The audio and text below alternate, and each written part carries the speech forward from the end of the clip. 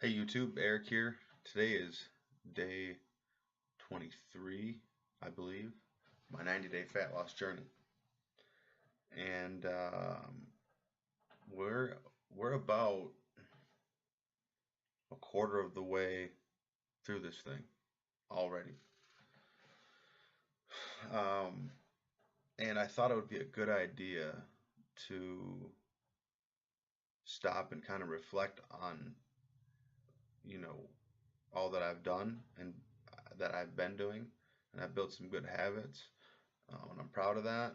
Um, and then also if I need to make some corrections or some adjustments, really. I think everything I've been doing has been spot on. I've done almost exactly what I wanted to do as far as diet and workout goes. You have some bad days here and there, but the bad days weren't really that bad.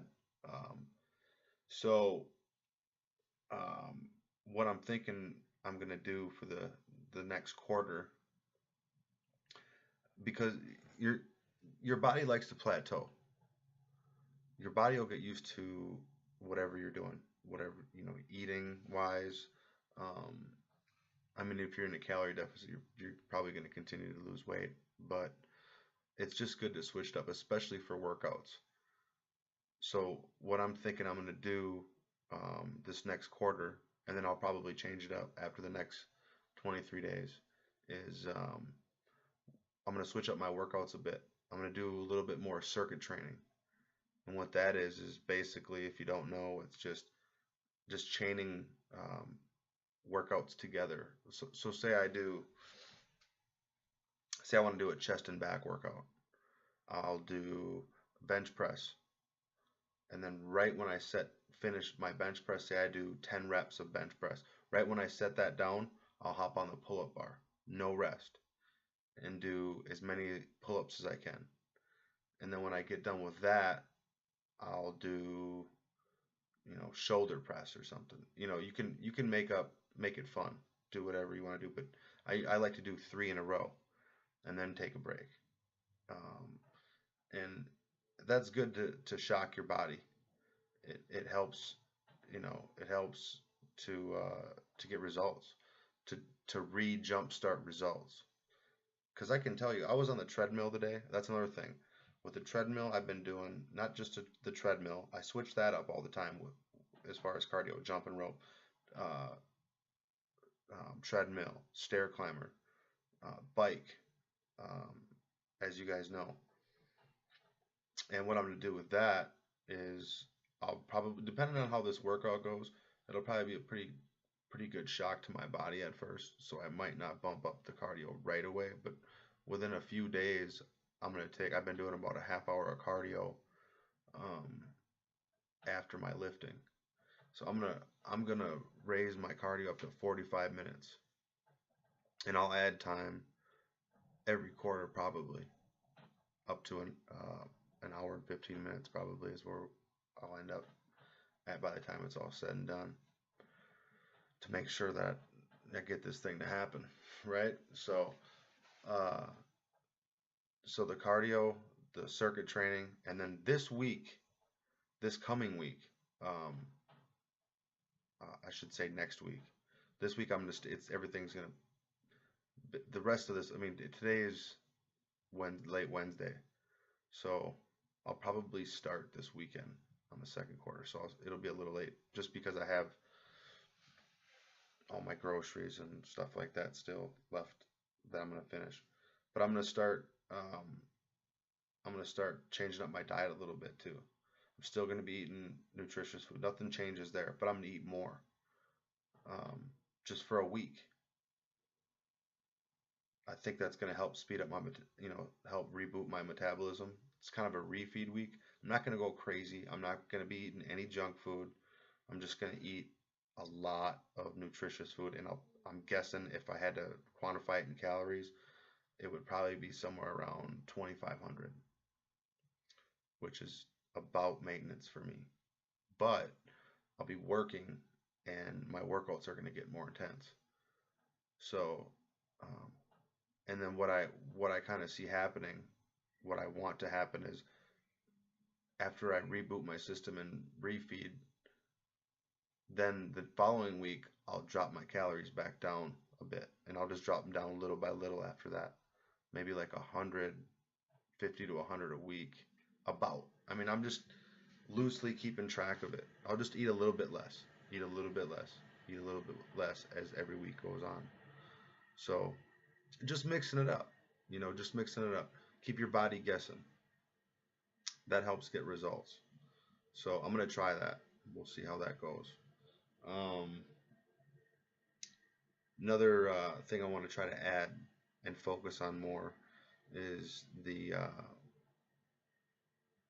just take in the morning, when you get up, you know, drink a bunch of water like I always do, and then get up a little bit earlier and take about 10 minutes to just,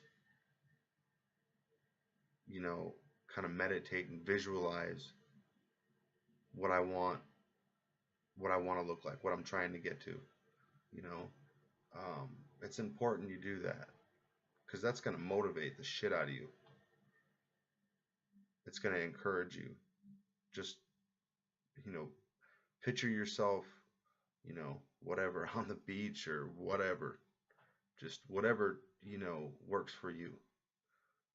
Whatever, whatever body you want or however you want to feel, or, it's not just, I know some of you just want to lose 10 pounds. You're not trying to be extreme like me.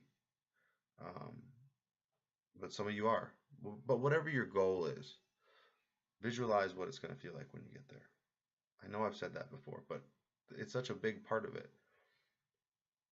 because we tend to drift a little bit because days, start, you just kind of get like, I gotta do this again, and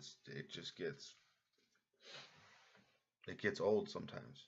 Like anything you do, if you don't remind yourself why you're doing it, you can fall right out of it and just be like, I'm just sick of this, right? So that's where we gotta refocus. And I think the point of what I'm telling you about this, kind of meditating on and visualizing is, and when I say meditate, I'm not talking about like, you know, some spiritual thing. If that's what it is for you, great. But I'm just talking about taking time to stop and really think about what you want, what it's going to look like, and do that for everything. You don't have to just, it's not just fitness. You know, I combine stuff. Use your imagination for good. You know, you have a mind, use it. Those visualizations, if I said that right, are going to help push you through. They're going to motivate you. Promise you. They say that your body doesn't know the difference. Your nervous system doesn't know the difference between an actual event and using your imagination. Think about so many people that are like, afraid all the time, or afraid in cars. You're driving in the car and they're, tense, and they feel like at any moment they're going to get sideswiped. Their body's going through that reaction, that fear reaction. But you can also use that in a good way, where you'll actually feel, safe financially. You know, just think of how you'd feel if all of a sudden you had no bills. You had bills, but they were all easily paid for. Didn't have to worry about any of that. How relieving that would feel. Like if you were financially free, had enough money to where that's never going to be a problem again. Feel that. That's a great way to start the day. And, if you do have, higher financial goals, you know, it's gonna feed into that. It's all part of it. Writing it down, visualizing it, and then taking action, which is, I don't want to say the most important part, but it's essential. Obviously, you can sit there and imagine all day, but if you're not taking action on it, but you will take action because it's the visualization is going to be compelling, but you have to do it. A lot of times people, are constantly thinking about all the things that are going to go wrong, and they usually do. So that's something to think about. Anyway, as far as these videos go, I'm just kind of switching it up a little bit, just because, you know, you guys basically know what I'm eating.